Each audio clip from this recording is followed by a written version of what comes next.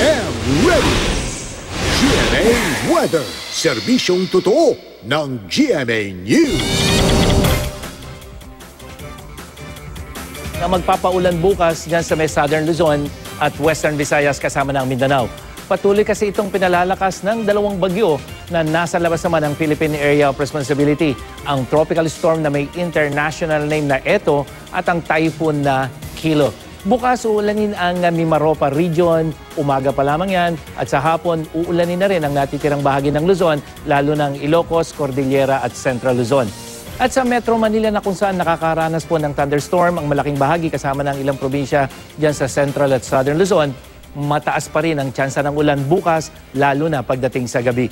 Posible naman ang ulan sa may Western Visayas sa umaga at sa hapon may ulan na rin dyan sa Central at Eastern section. Habang sa Mindanao, may katamtamang ulan sa Northern Mindanao, rehiyon din ng Caraga at Davao Region pagdating sa hapon. Mang Tani, nag-post po si Ryan J. Andres sa magtanong kay Mang Tani.